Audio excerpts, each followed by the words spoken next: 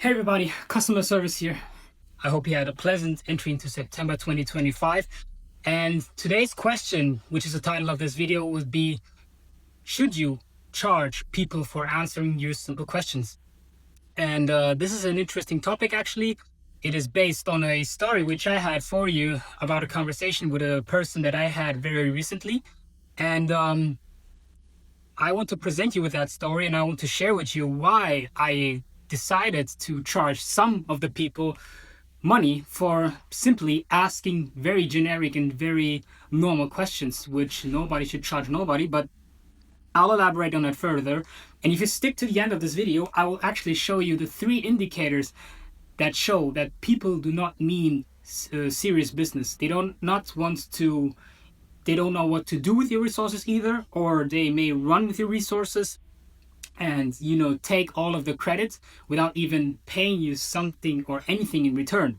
So this is basically the topic of this presentation, and let's get right into the story. So it was the situation on early June. It was June 12th to be exact, and I met this person at the cafe. It was one of the days where I kind of decided to take my work outside and go into a cafe. So I met this person inside of a crowded cafe. I had a table of my own and another seat, and the table was big enough to hold 2 laptops. So we kind of saw each other. I offered him a seat to work on his whatever he asked to work on, and I offered him a seat to stay, and eventually we came to an exchange, right? The exchange was interesting. We became fond of each other, and he liked what I do. He likes the fact that I work in social media and that I have kind of gathered a big amount of experience over the time, and he would like to know more. And we came to find out that he was in need of what we call a customer avatar, which I sent him after we separated, and we continued the conversation via chat. In this case, it would be WhatsApp.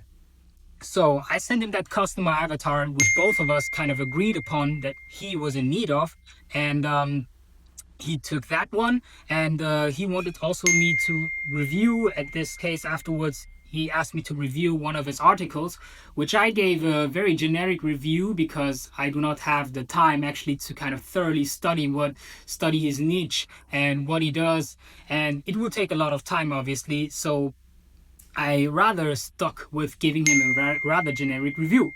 To me, it was at first a genuine interest, right, in giving him more and more, or helping him more and more, furthering his goals, right, step by step, kind of helping, as you would help someone to give him free deliverables. Maybe it could be a white paper, maybe it could be some general advice, maybe you send him to the YouTube link to a video, right? But you got to see how the story progresses, and maybe some of you will detect already some keywords or buzz terms that would immediately ring your alarm bells, right? So let's continue. So, hey, a bit swamped with the ongoing projects at the moment, but I still got you covered, starting with a small program already, right? This was unanswered, which shouldn't be a problem for me, even if he reached out 2 months later after this, and more than 2 months he took in order for him to kind of respond. I mean, I don't take that to heart. This wasn't like the stuff that rung my bells, but he kind of messaged me back and asked me about my holidays, which I can kindly answer.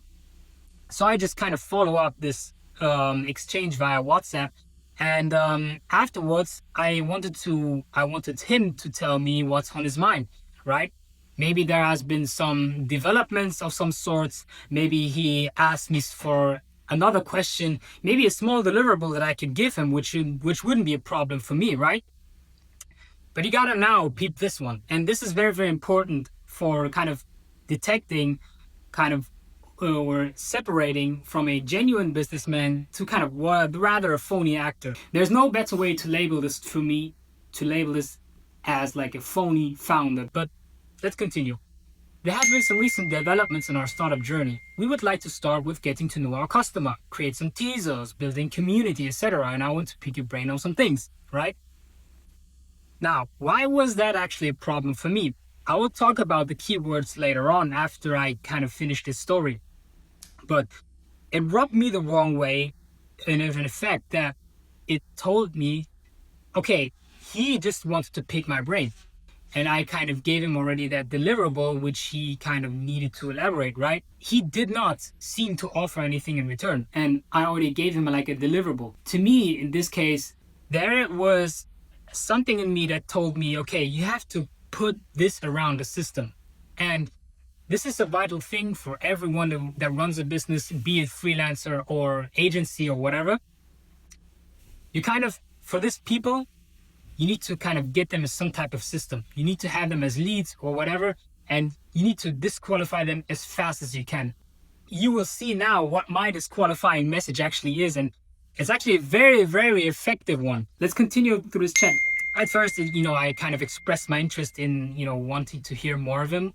Or let's say, rather, let him pick my brains, which is also like a very, very funny term to say.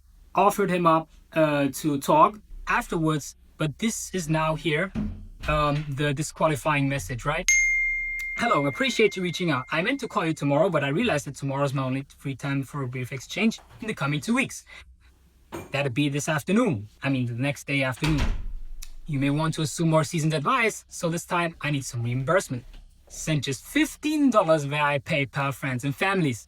Then I gave him like my PayPal details, and you gotta see his response, because really, what you want to do as a founder, as a business owner, is to disqualify people that pose to you as a potential customer. And keep that word in mind, keep that word potential in mind, because this is one of the best ways to be a bit discriminatory about who you want to work with or even share information with using your time and your resources, right? Here's his answer. Not really seasoned advice, just picking your brain about potential collab, as I'm doing with some other folks that I shortlisted.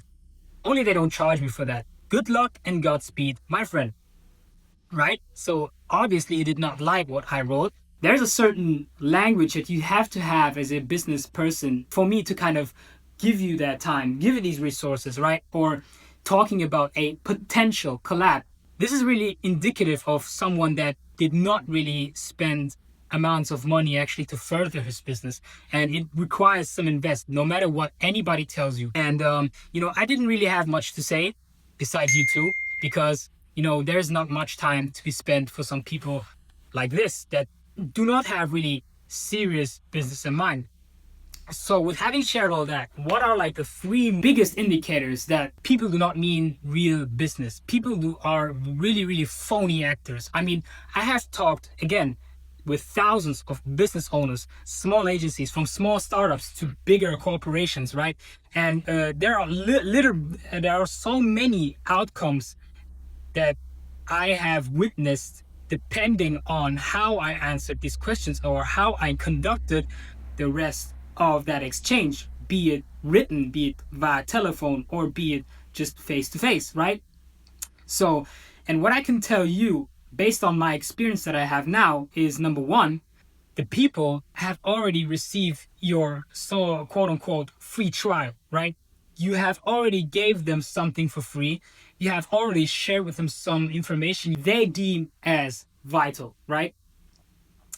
Number 2, which is even a more bigger indicator, they ask you for stuff without even knowing what to offer to you. They do not say, okay, I would like to kind of give you some exposure, or I want to do this with you, or I can give you that in return. They do not ask what you are looking for. You could be a client of them as well, right? And I have had these relationships where whoever I worked for, they offered me stuff in return, at least incentivized their proposal to me to one way or the other, right?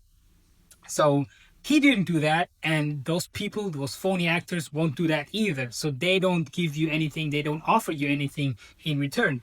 Number 3, and this is like the biggest indicator, is the way they respond to your litmus test. So my litmus test, or my kind of discriminator in this case, was actually sending him that notice of charge. So I told him, hey, I will charge you $15 via PayPal. I will charge you X amount of money in order for me to help you, right?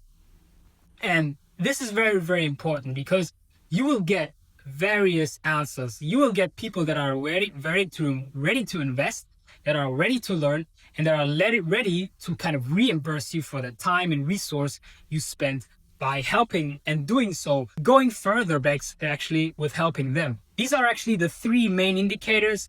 Another thing that I can say is you have to look out for important keywords, especially when they say something like collab. What is a collab actually with people that have two very different niches, or something that I could not do anything with, especially with his niche. His niche is so far off from mine. It would take me so long to research, from cold calling people, cold calling thousands of businesses, exchanging with thousands of businesses in networking events, lukewarm contacts, and also in warm contacts. I mean, you could hear it from these people's mouths, you could read it on these people's text, and you can sometimes, if you have a trained eye, see it in their demeanor, in how they want to work with you, or how bad they actually want to exploit for you. This is how you can see, okay, who is actually means genuine business, and who is rather like a phony founder who does not have your interest at heart, who doesn't want to hear about your interest, but only talks about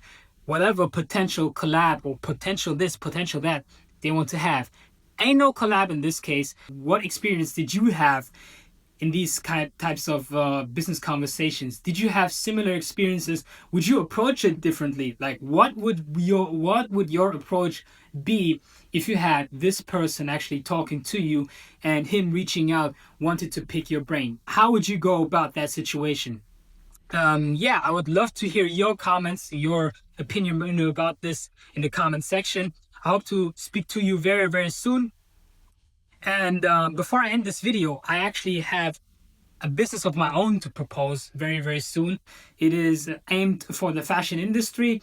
Whoever actually gets these assets will probably have a big chance in order to have a very innovative design. I hope this could help you. It is Thursday, September 4th. I wish you a pleasant rest of the week, and I wish you a pleasant rest of the month here going on. This is customer service. Peace out.